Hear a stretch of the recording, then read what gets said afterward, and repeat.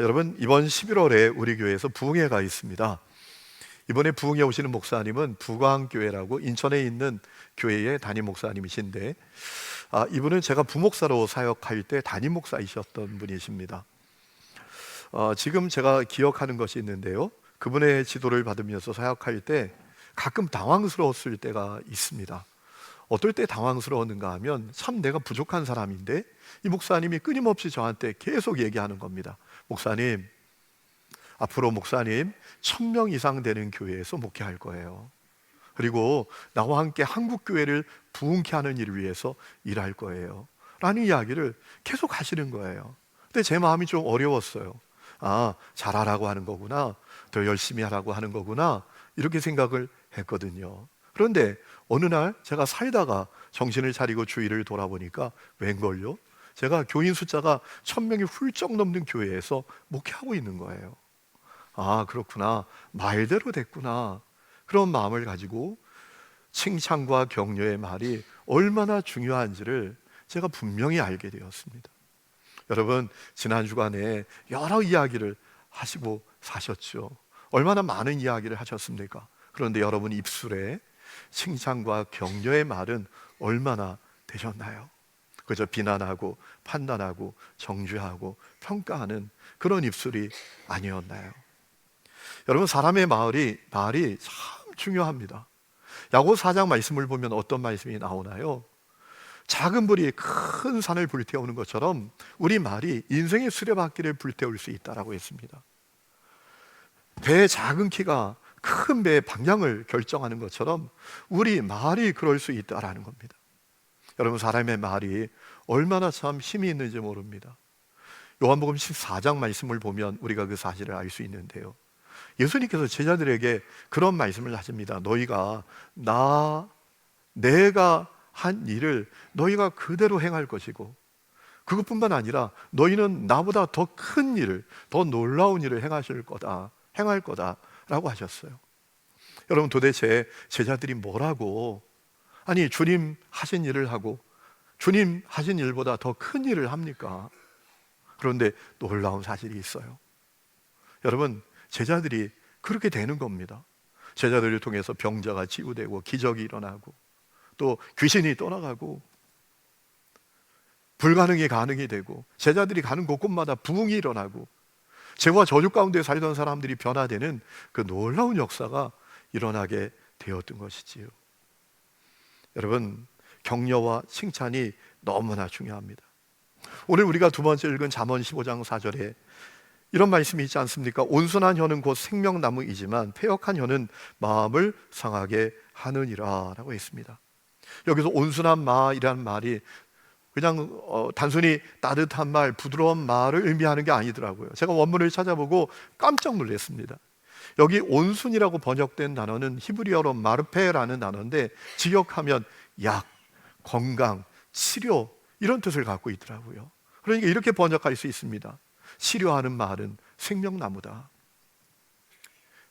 약처럼 말하는 말은 생명나무다라는 겁니다. 사람을 살리는 나무다라는 겁니다. 그럼 도대체 어떤 말이 사람을 살립니까? 격려하는 말이죠. 칭찬하는 말이죠. 그것이 사람을 살리는 것 아니겠습니까? 여러분, 격려와 칭찬이 대단히 중요합니다. 상대방이 자존감을 갖도록 해줍니다. 내가 참 가치 있는 사람이구나, 내가 존귀한 사람이구나, 이 사실을 격려와 칭찬을 통해서 그가 가지게 됩니다. 긍정적인 정서를 그가 갖게 됩니다. 그뿐만 아니라 상대방에게 삶의 동기를 부여합니다. 어떤 목표를 향해서 나아갈 때, 특히 인생의 큰 시련과 실패를 겪었을 때 회복 탄력성을 주는 그런 말이 되지요. 그뿐만 아니라 상대방과 깊은 관계를 갖게 만듭니다. 여러분이 누군가를 칭찬하고 격려하면 그와 여러분은 깊은 유대감과 관계를 갖는 그런 사람들이 되는 것입니다. 그뿐만 아니라 상대방을 정서적으로 건강하게 하고 두려움, 염려, 걱정, 스트레스를 완화시킵니다. 여러분, 이 칭찬과 격려의 말이 아주 중요한 이유는 상대방에게 놀라운 결과가 일어나게 한다라는 겁니다.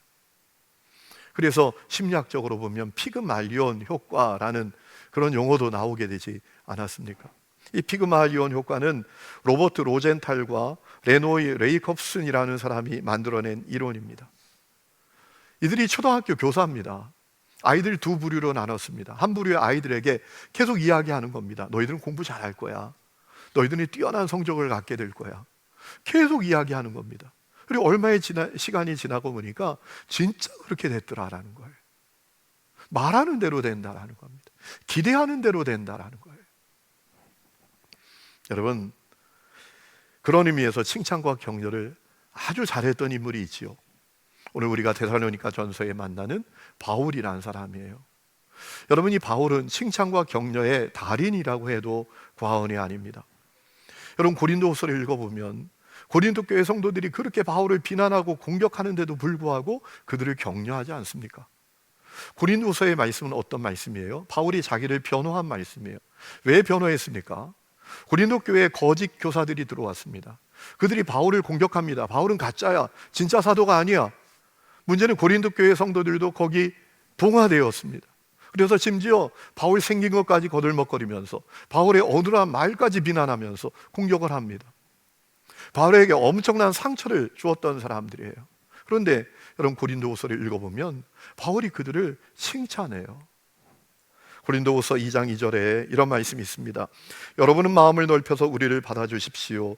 우리는 아무에게도 부당한 일을 한 적이 없고 아무도 망친 적이 없고 아무도 속여서 빼앗은 일이 없습니다. 여러분을 책망하려고 내가 이런 말을 하는 것이 아닙니다.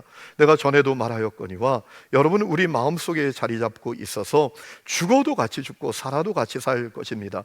나는 여러분에게 큰 신뢰를 두고 있으며 여러분을 매우 자랑스럽게 생각합니다 라고 했습니다.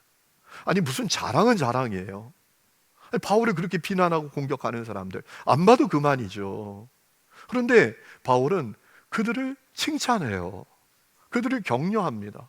당신들은 내 자랑이에요. 당신은 그런 사람이에요. 여러분, 고린도 교회를 바꾸었던 것은 그들을 향한 징계, 책망이 아닙니다. 칭찬과 격려였던 거예요. 오늘 우리가 읽은 이 데살로니가 전서를 보면 더 분명해집니다. 이 데살로니가 전서는 바울이 데살로니가 교회에 써보낸 서신입니다. 데살로니가 교회는 어떤 교회입니까? 바울이 2차 전도 여행을 할 때 이 데살로니가에 가서 세 주일 동안 목숨 걸고 복음을 전해요. 그때 큰 부흥이 일어납니다. 큰 무리의 헬라인들이 예수님을 믿습니다. 유력한 여성들이 예수님을 믿습니다. 얼마나 그 도시에 부흥이 일어나는지 유대인들이 그것이 못마땅합니다. 그걸 막고 싶은 거예요. 그래서 바울을 색출해서 죽이려고 합니다. 야손의 집까지 다 들었다 놨다 하지요. 얼마나 위급한 상황이었는지 바울을 광주리에 달아서 성 밖으로 매달아 내려서 도망칠 정도였잖아요. 여러분, 그것이 이 데살로니가입니다. 바울이 데살로니가 교회에 서신을 써보낸 이유는 그 교회가 특별한 문제가 있었기 때문이 아닙니다. 여러분, 바울이 데살로니가 교회를 떠난 다음에도 그 교회는 든든히 서갔습니다. 성도들이 신앙이 영적으로 무럭무럭 자라났습니다. 여러분, 디모데를 보내서 바울이 그것을 확인했습니다. 바울이 이 데살로니가 교회가 걱정스러운 거예요. 그래서 디모데를 보냈더니 기쁜 소식을 듣고 온 겁니다. 그들이 고난의 현실 가운데에서도 믿음으로 잘 자라고 있다라는 거예요. 강한 그리스도인으로 살고 있다라는 겁니다. 여러분, 데살로니가 전서에 바울이 그 얘기를 한 적이 있지요. 3장 6절입니다. 지금 디모데가 여러분에게서 우리에게로 돌아와서 여러분의 믿음과 사랑의 기쁜 소식을 전하여 주었습니다. 그러므로 형제자매 여러분, 우리는 여러분을 보고 우리의 모든 공경과 환난 가운데서도 여러분의 믿음으로 말미암아 위로를 받았습니다 라고 했어요. 여러분, 바울이 데살로니가 교회에 이 서신을 써보낸 이유는 그들에게 특별한 문제가 있어서가 아닙니다. 마치 말이 다 잘 달리고 있는데 그 잘 달리는 말을 더 잘 달리도록 하기 위해서 칭찬하고 격려하기 위해서 써보냈다라는 것입니다. 그렇기 때문에 오늘 우리가 읽은 말씀을 보면 우리도 바울처럼 어떻게 칭찬할까, 어떻게 사람들을 격려할까에 대한 아주 중요한 답을 몇 가지 얻을 수 있습니다. 첫 번째, 바울은 칭찬하고 격려할 때 그저 피상적으로 하지 않고 아주 구체적으로 진심을 다해서 칭찬했다라는 것입니다. 여러분, 2절에 보면 먼저 바울은 서신을 시작하면서 데살로니가 교회 성도들을 향한 친근감을 표현합니다. 애정을 표현합니다. 자, 2절에 세 번역은 이렇게 되어 있습니다. 우리는 여러분 모두를 두고 언제나 하나님께 감사를 드립니다. 우리는 기도할 때 여러분을 기억하고 있습니다 라고 했습니다. 여러분, 얼마나 애정 어린 표현입니까? 당신들 때문에 내가 하나님께 감사해요. 당신들, 내가 기도할 때 당신들이 내 가슴에 있어요. 여러분, 얼마나 참 친근감이 있고 애정 있는 표현이에요. 우리도 다 그렇게 하면 좋지 않겠습니까? 우리도 서로 만날 때 집사님, 권사님, 장로님, 성도님, 당신 때문에 내가 하나님께 감사해요. 내 기도에 당신이 내 마음이 있어요. 이렇게 우리가 서로 친근감을 표현하고 애정을 표현하면 얼마나 좋을까요? 여러분, 글씨는 써야 글씨 아닙니까? 양념도 뿌려야 양념이죠. 애정은 표현해야 돼요. 친근감도 표현해야 합니다. 그래야 상대방이 느끼고 알죠. 어느 집사님이 그랬대요. 자기 남편이 사랑한다는 얘기를 안 하는 거야. 그래서 어느 날 물었대요. 왜 당신은 나에게 사랑한다는 얘기를 안 하느냐고. 그랬더니 남편이 하는 얘기가, 말해야 알아? 그걸 꼭 말해야 알아? 그래서 그렇게 얘기했대요. 당신이 예수님보다 나? 예수님은 나를 얼마나 사랑하는지 성경 66번으로 얘기해 주셨는데, 표현해 주셨는데, 당신이 예수님보다 나? 그랬더니 그 남편이 조용히 있더래요. 여러분, 상대방을 향한 친근감, 애정 표현해야 하죠. 그래야 느끼고 아는 거죠. 지난 금요일은 저와 제 아내가 결혼한 지 30주년이 되는 날이었습니다. 근데 장례가 있게 되었어요. 금요일 날 장례가 또 났어요. 그리고 저녁 때 또 금요 성령 집회가 있어요. 제가 제 아내하고 밥도 한 끼 못 먹겠더라고요, 밖에서. 그래서 목요일 저녁에 꽃집에 가서 장미 30송이를 사고 또 손편지를 길게 썼습니다. 사랑한다, 미안하다, 고맙다, 장문의 손편지를 썼어요. 그리고 목요일 이제 교회 나가서 집으로 들어가면서 집에 가서 보통 비밀번호를 누르고 들어가는데 뭐 물건 들고 온 것처럼 제가 문을 막 두드렸어요. 문을 확 열더라고요. 꽃다발 장미 30송이를 탁 안기면서 고마워 그랬더니 너무너무 좋아하는 거예요. 제가 또 아이고, 장례가 나서 내일 점심때도 당신하고 식사도 못하고 저녁에 또 금요 성령회가 있으니까 나가서 밥도 한 끼 못 먹겠네 그랬더니 아우, 이거면 됐다고 너무 좋아하더라고요. 오늘 젊은 세대가 많이 왔으면 막 반응이 있을 텐데, 우리 여기 오늘 명절이라서 연세 드신 성도들이 많아가지고 못마땅한 그런 얼굴로 저를 바라보는 게 느껴져요. 여러분, 친근감, 애정 표현해야 알죠. 저는 우리 교회가 그런 교회가 되면 좋을 것 같아요. 우리가 서로 만날 때마다 당신 때문에 감사합니다. 내 기도에 당신이 내 마음이 있습니다. 이렇게 우리가 인사하면 얼마나 좋겠어요. 우리 한번 해볼까요? 옆에 있는 분들에게 당신 때문에 하나님께 감사합니다. 시작. 그렇게 미로 인사하면 어떻게 되겠어요? 당신 때문에 하나님께 감사합니다 이러면 상대방 기분 나쁘죠. 당신 때문에 하나님께 감사해요 이렇게 솔로 해야죠. 다시 한번 시작. 내 기도에 당신이 내 마음이 있어요. 다시 한번 인사합시다. 시작. 여러분, 그렇게 하면 얼마나 좋을까요? 바울이 이렇게 데살로니가 교회 성도들을 향하여 애정을 표현하고 친근감을 표현한 다음에 이어서 데살로니가 교회를 칭찬하는데요, 아주 구체적으로 진심 다해서 칭찬을 합니다. 자, 3절 세번역 성경이 이렇게 되어 있습니다. 또 우리는 하나님 우리 아버지 앞에서 여러분의 믿음의 행위와 사랑의 수고와 우리 주 예수 그리스도께 둔 소망을 굳게 지키는 인내를 언제나 기억하고 있습니다.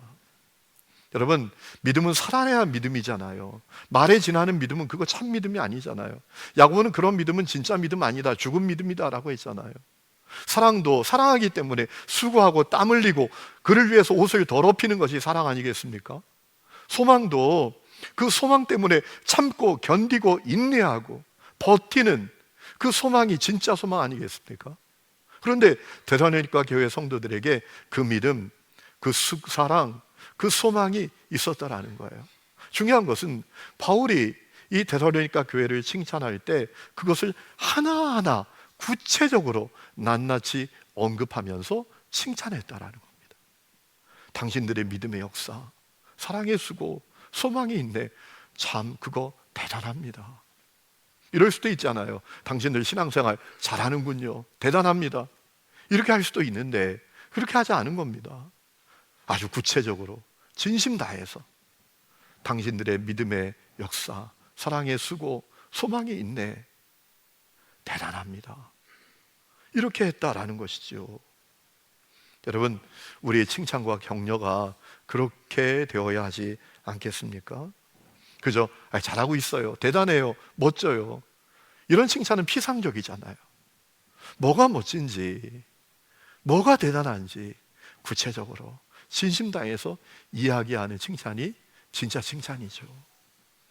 18세기 영국의 유명한 작가인 세뮤얼 존슨이라는 사람이 했던 유명한 말이 있습니다. 이렇게 얘기했어요. 모든 사람을 칭찬하는 사람은 아무도 칭찬하지 않는 사람이다. 칭찬에 인색해야 된다라는 얘기가 아닙니다. 칭찬할 때 구체적으로 진심 다해서 칭찬해야 한다는 것이죠. 오늘 여러분에게 그와 같은 은혜가 있기를 주의 이름으로 축원합니다.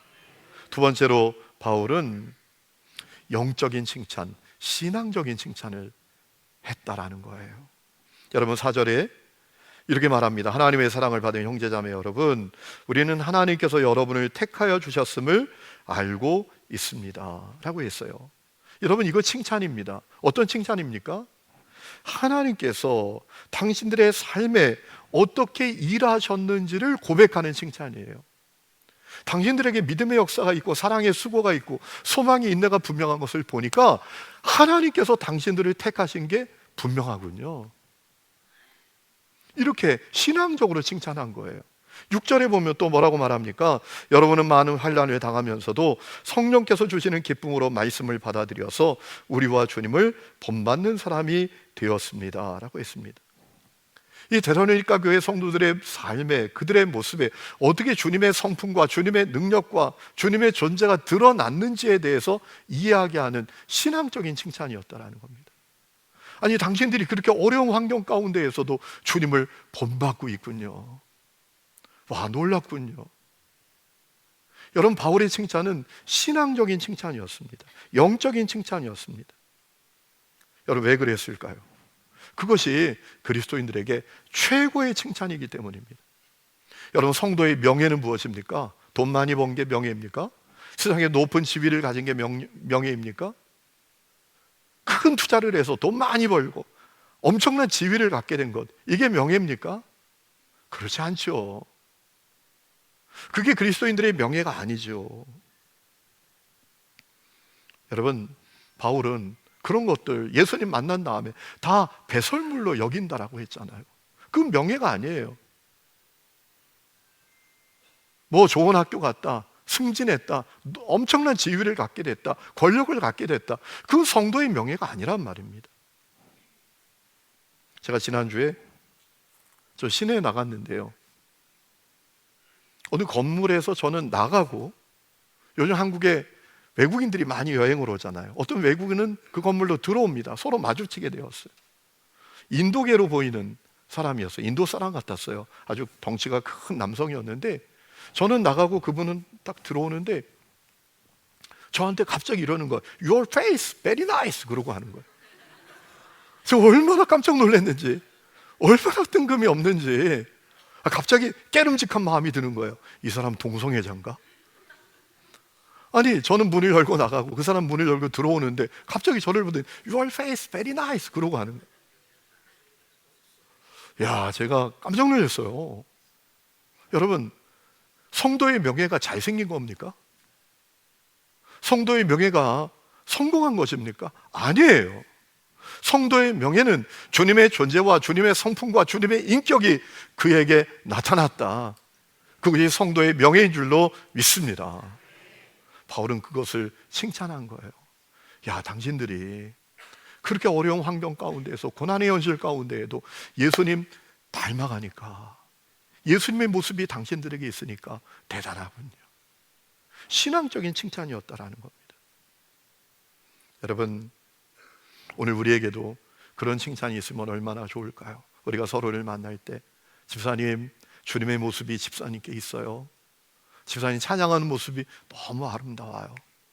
집사님 섬기는 그 모습이 저에게 얼마나 감동이 되는지 몰라요.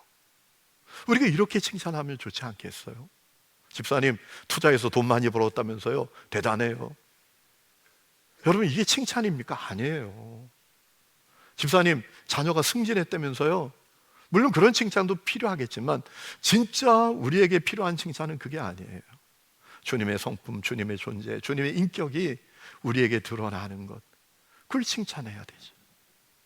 바울은 그렇게 칭찬했어요. 오늘 우리에게도 그와 같은 은혜가 있기를 주의 이름으로 축원합니다. 세 번째로 바울은 마지막인데요, 칭찬받는 당사자 앞에서 칭찬한 것이 아니라 다른 사람 앞에서 그를 칭찬했다라는 거예요. 여러분, 바울은 데살로니가 교회 성도들의 모습이 다른 지역에 있는 성도들에게 모범이 됐다라고 말해요. 데살로니가 교회 성도들의 그 소문이 각처에 두루 퍼졌다라고 이야기합니다. 오늘 우리가 읽은 7절과 8절에 이렇게 되어 있습니다. 여러분은 마게도냐와 아가야에 있는 모든 신도들에게 모범이 되었습니다. 8절, 주님의 말씀이 여러분으로부터 마게도냐와 아가야에만 울려 퍼진 것이 아니라 하나님을 향한 여러분의 믿음에 대한 소문이 각처에 두루 퍼졌습니다 라고 했습니다. 그리고 각처에 있는 성도들이 데살로니가 교회 성도들에게 어떻게 들었는지에 대해서도, 그들이 무엇을 알고 있는지에 대해서도 이야기합니다. 9절에 이렇게 말합니다. 그들은 우리를 두고 이야기합니다. 그들이 우리에게 이렇게 얘기하더라라는 것입니다. 우리가 여러분을 찾아갔을 때 여러분이 우리를 어떻게 영접했는지, 어떻게 해서 여러분이 우상을 버리고 하나님께 돌아와서 살아계시고 참되신 하나님을 섬기며 또 하나님께서 죽은 사람들 가운데에서 살리신 그 아들, 곧 장차 내릴 진노에서 우리를 건져주실 예수께서 하늘로부터 오시기를 기다리는지를 그들이 당신들에 대해서 말합니다 라고 했어요. 여러분, 저는 이 말씀을 보면서 질문이 생기는 겁니다. 그 사람들이 어떻게 알았을까? 각처에 흩어진 성도들이 어떻게 데살로니가 교회 성도들이 그렇게 좋은 사람이라는 것을 알았을까? 요즘처럼 SNS가 있는 게 아닙니다. 스마트폰이 있는 게 아닙니다. 메일을 보낼 수 있는 것도 아닙니다. 또 어떻게 그렇게 쫙 알게 되었을까? 아주 중요한 이유가 있어요. 간단합니다. 바울이 다니면서 자랑했기 때문에 그래요. 바울이 다니면서 자랑한 거예요. 여러분, 데살로니가 교회 성도들 대단한 사람들입니다. 그렇게 핍박이 많은 곳에, 그렇게 어려움이 많은 곳에 있으면서도 그들은 믿음으로 살아요. 말에 지나는 믿음이 아니라 믿는 대로 그들이 살더라고요. 사랑하기 때문에 땀 흘리고 수고하더라고요. 소망이 있기 때문에 인내하더라고요. 그들에게 전해진 복음은 말에 지나지 않는 복음이 아니라 능력의 복음이더라고요. 이렇게 말하고 다녔기 때문입니다. 다른 사람들에게 데살로니가 교회 성도들을 자랑했기 때문입니다. 여러분, 그 내용이 데살로니가 후서에 있잖아요. 데살로니가 후서 1장 3절 4절에 이렇게 말합니다. 형제자매 여러분, 우리는 여러분을 두고 언제나 하나님께 감사를 드릴 수밖에 없습니다. 그렇게 하는 것이 당연한 일이니 그것은 여러분의 믿음이 크게 자라고 여러분 모두가 각자 서로에게 베푸는 사랑이 더욱 풍성해 가고 있기 때문입니다. 그러므로 우리는 온갖 박해와 환난 가운데서도 여러분이 간직한 그 인내와 믿음을 두고서 하나님의 여러 교회에서 여러분을 자랑하고 있습니다. 그러니까 바울이 다른 데 다 다니면서 데살로니가 교회 성도들이 자랑해서 그들이 알게 된 겁니다. 그러니 바울이 칭찬의 달인이에요. 바울은 진짜 칭찬은 그의 앞에서 하는 칭찬이 아니라 다른 사람 앞에서 하는 그 칭찬이 그에게 엄청난 동기부여를 한다라는 사실을 알고 있었다라는 것입니다. 여러분, 실제로 그렇지 않습니까? 제가 가끔 외국에 가면 교수님이나 또 다른 목사님들이 와서 이 강단에서 말씀을 전하지 않습니까? 제가 한 번은 어느 자리에서 제가 없을 때 여기 와서 말씀을 전했던 목사님을 만났어요. 근데 그분이 저한테 그렇게 얘기하는 거예요.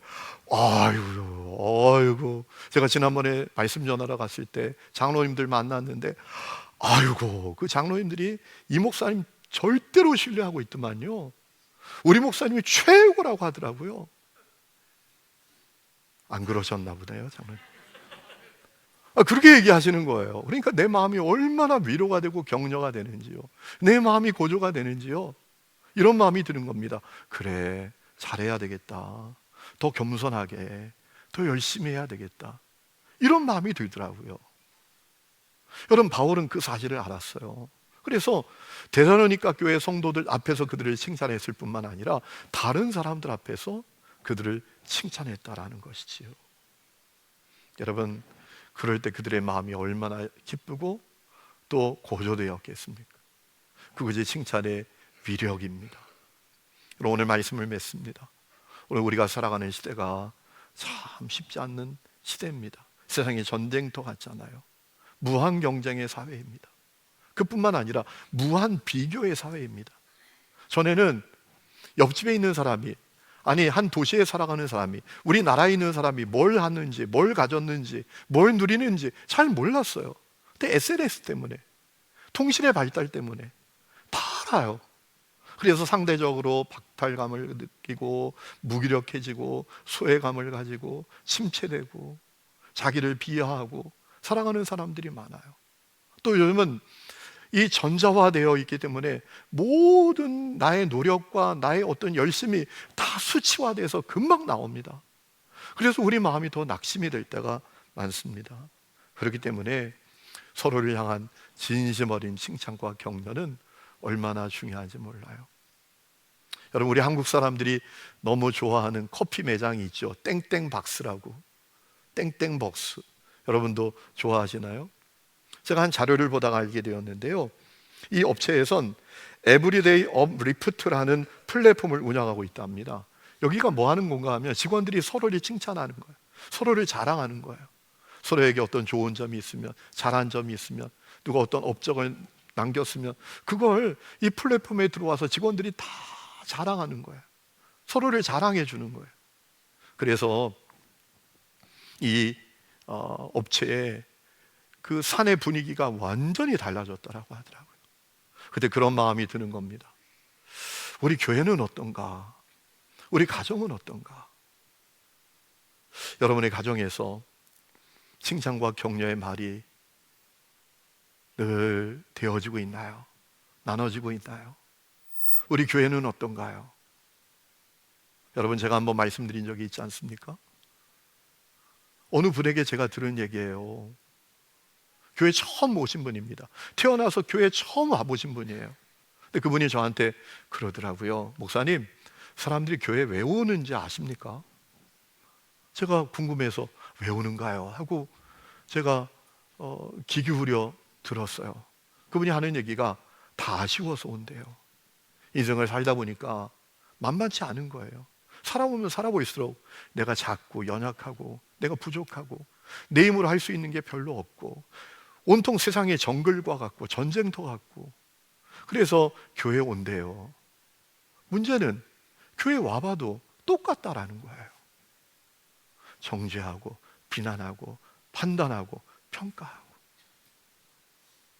그래서 사람들이 떠나는 거예요. 오늘 여러분의 가정 건강하나요? 오늘 여러분의 가정에 생명나무들이 있습니까? 칭찬하고 격려하여 세우고 살리는 생명나무들이 있습니까? 우리 교회는 어떻습니까? 우리 교회에 생명나무들이 있습니까? 여러분, 우리는 다 칭찬과 격려가 필요한 사람들이에요. 우리가 생명나무가 되어 칭찬하고 격려함으로 사람들을 살리고 세우는 은혜가 여러분의 가정에, 우리 교회에, 또 여러분이 있는 삶의 자리에 가득할 수 있기를 주의 이름으로 축원합니다.